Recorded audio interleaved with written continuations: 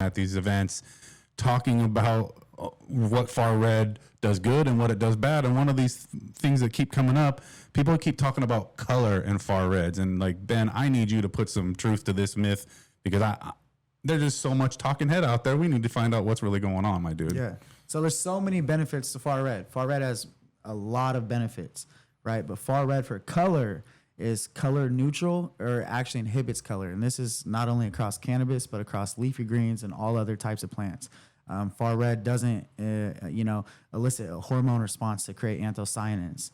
The UV, and we're actually finding 437 nanometer deep blue Evo does as well, right? So it's the low wavelengths which is making the plant create those hormone responses, not the far and long wavelengths. So you're thinking of far red is going to help with bulk. It's going to help with cell sizing, cell proliferation. It's going to help you activate different photosystems. It's going to help you photosynthesize more efficiently. It can also help you harvest faster, but it's not going to give you more color. So it's enhancing all the characteristics, but it's not checking that box for color. And you heard it here first. Like, this is after the Model 3 has been out for over a year. Yep. You know, you talk about the competition. They just dropped a new independent red light.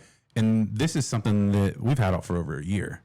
And the recipe has been written for over a year, where a lot of these new users are being used as trimies. Yep. I implore you, check out the difference between running far red the whole time and running far red in the right times. So yeah, weeks 1 through 8, far red, and then outright ratios is amazing, right? Weeks 1 through 3, if you want to make some plants that you're having botrytis and problems with that, you can put a higher ratio far red and interlong those internode spacings, right? And then if you just want to help it with cell sizing, cell proliferation, and just to stretch at normal rates, you can keep it under 5%. Weeks 3 through 8, it's amazing still. It's amazing. Your plant's already stretched. It's not going to make it stretch unless they're over a high ratio of like 7, 10, 15%, right?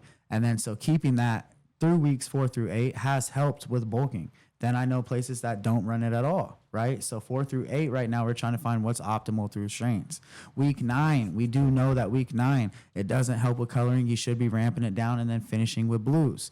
We've seen this in multiple studies. Professor Islands has talked about this. He got his dissertation. He did his dissertation in far red at Cornell University. Like, he's the leading authority at Cornell on far red. This is my far red guy, and he said that even in leafy greens, they started to see that leafy greens stopped turning so green when it got into their ripening stage, their finishing stage.